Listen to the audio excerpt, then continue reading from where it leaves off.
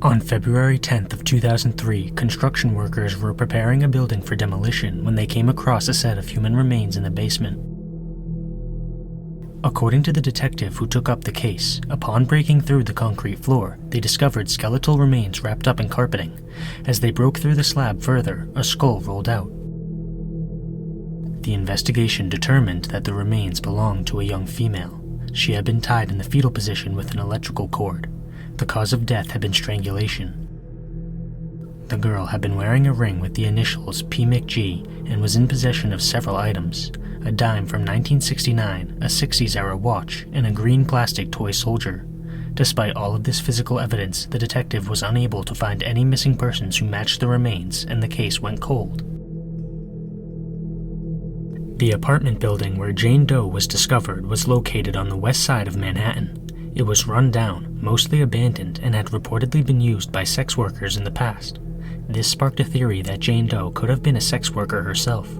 Isotope analysis indicated that she was originally from the Midwest, which was later proven to be false. With this piece of inaccurate information, the police speculated that Jane Doe may have been involved with a large community of sex workers in an area of the country known as the Minnesota Strip. For unclear reasons, they also believed Jane Doe had ties to Ireland and drug use. In 2017, detectives with the New York City Police Department reopened the case. With new advancements in DNA testing technology, they were hopeful that their efforts would turn up new information.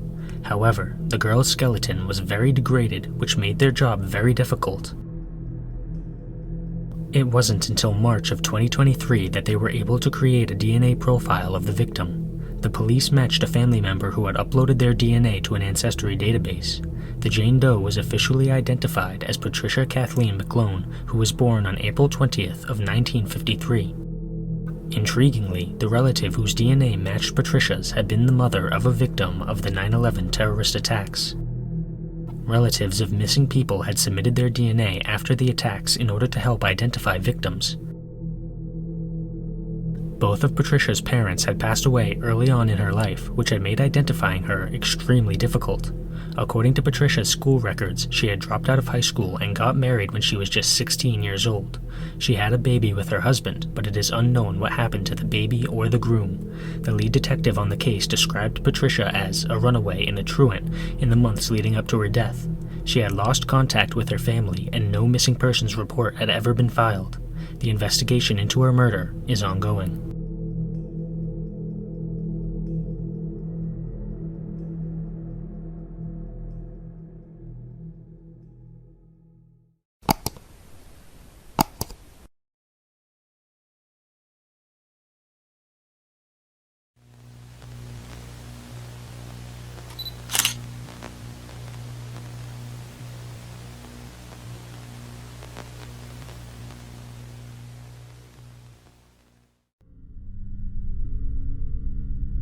On January 16th of 1977, two hikers made a horrifying discovery just below a mountain called the Pinnacle in Albany Township, Pennsylvania. A man's frozen body was located in a cave.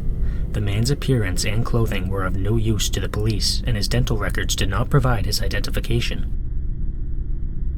During the investigation, John Doe's fingerprints were misplaced, which presented yet another setback. He was dubbed Pinnacle Man due to the location of his body. According to the autopsy, the cause of death was a drug overdose and there were no signs of foul play. However, it seemed as if the man's name would be lost forever. In 2019, the authorities revisited the Pinnacle Man cold case and his body was exhumed. The police retrieved DNA samples from the remains, but they did not match any missing persons. Yet again, it seemed as if there was no hope in the case. However, in August of 2024, a Pennsylvania police officer named Ian Keck found the fingerprint that had been lost in 1977. Officer Keck submitted the card to the NamUs database, and it only took an hour for Pinnacle Man's true identity to be revealed. 27-year-old Nicholas Paul Grubb was from Fort Washington, Pennsylvania. He had served in the Pennsylvania Army National Guard and received an honorable discharge in 1971. According to the chief deputy coroner of Berks County, Nicholas had been wearing light clothing despite the fact that he was on a snow-covered trail. Evidence suggested he had tried to start a fire in the cave where his body was eventually found. The rest of the story is still a mystery. Nicholas's family was notified of the discovery, and he was laid to rest in the family plot. Hopefully we can get some more answers on the circumstances of Nicholas's death.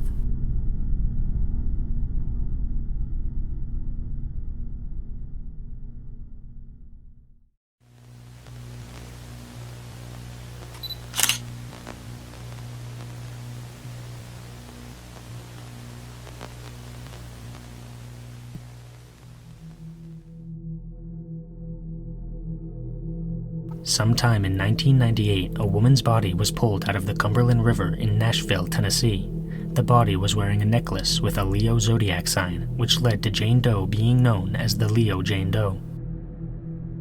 Her cause of death was clear from the get-go. She had been shot twice in the head.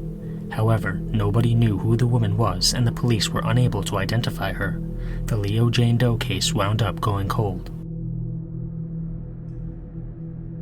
26 years later, with advancements in DNA testing technology, the Leo Jane Doe was identified as 54-year-old Diane Miner. Diane was described as a sweetheart by those who knew her in high school and later in life. One of her high school friends said that she was very popular, real bubbly, a great cheerleader. A co-worker from later in her life said that she was full of life, full of energy, always happy. Her disappearance perplexed everybody. We were all like, "Where's Diane?" It was so out of character. It was like, where is she? After high school in the early 1960s, Diane and her parents moved to Nashville from Alabama in order to pursue her aspirations of becoming a country singer. In 1962, she competed in the Miss Nashville beauty pageant, where she was noted as Miss Congeniality. She was also the runner-up in the Tennessean's Discovery of the Year contest. In 1963, Diane signed a recording contract with the Wilburn Brothers and recorded several tracks.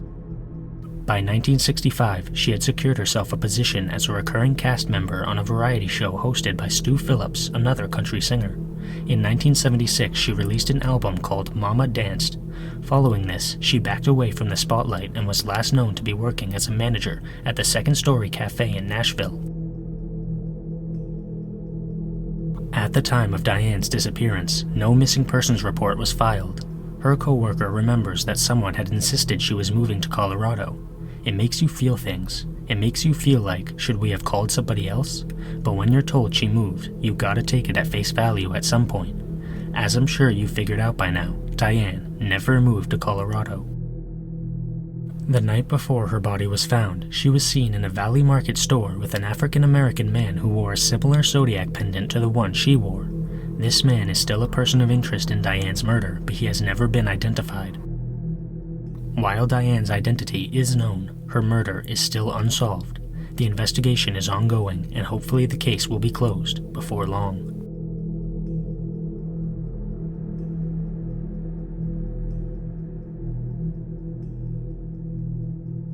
Click the join button to become a member today.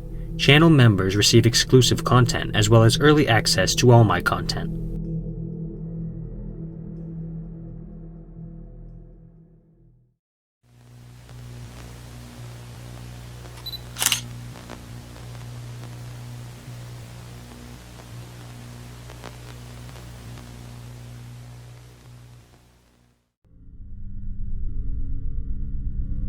June 25th of 1993 started out as a normal day for the construction crew who were clearing a plot of forested land near Marietta, Georgia.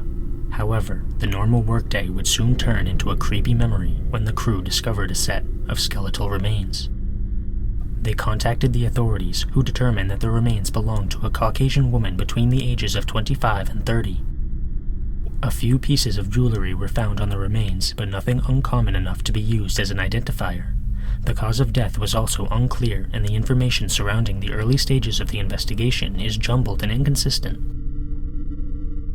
Let's fast forward to 2017. The father of a missing woman named Patricia Howard had passed away without discovering the fate of his daughter. Patricia's brother, Roger, still missed her sorely, and his own daughter, Danielle, had since taken up the task of trying to find the aunt she couldn't even remember. In 2017, she took a DNA test and registered the results on a genealogy database. Nothing happened at first, but that would eventually change. In 2022, Cobb County, Georgia had received a grant to help them investigate cold cases.